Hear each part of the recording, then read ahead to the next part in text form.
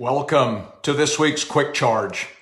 King Solomon once said, "Do not remove the ancient landmark which your fathers have set."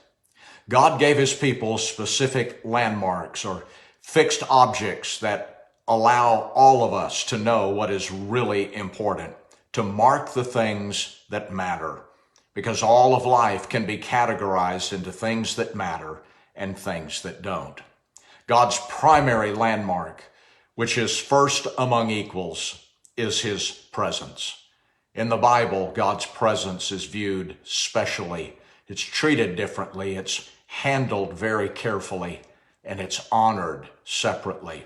So what is God's presence really like? Why does it matter so much? Well, surprisingly, it's where you'll find real safety. More and more in our world, people are looking for a safe place. In Exodus 33:11, the Bible says the Lord would speak to Moses face to face as one speaks to a friend. Face to face, one-on-one interaction, like being alone in the same room. God told Jeremiah, "I am the Lord, and I can look into a person's heart." This is why Paul wrote in 1 Corinthians 2:10, God's Spirit searches all things, the deep things. You see, God is not surface or one-dimensional. So to really encounter him, it will be in a deep place, a place like my heart or my soul, because they're both deep. They both have depth. Last week we established that God is nicer than any man.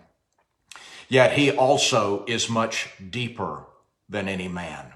His presence intrudes, it intervenes, it internalizes. God deals with the roots, not just the outward apparent symptoms.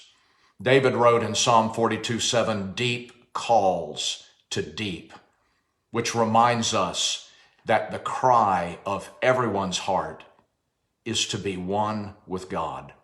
Jesus said, when we come before the Lord's altar in Matthew 5:23, and there you might remember something.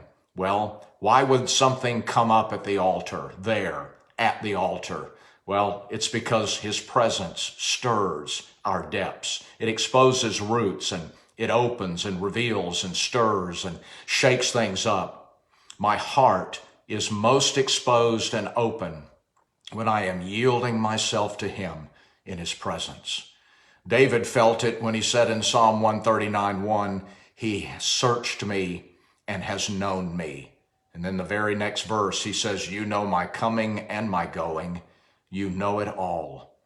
This is why he said in Psalm 44:21, he knows the secrets of the heart. His presence uncovers, but remember, it's always safe. He sees my need, my hurt, my emptiness.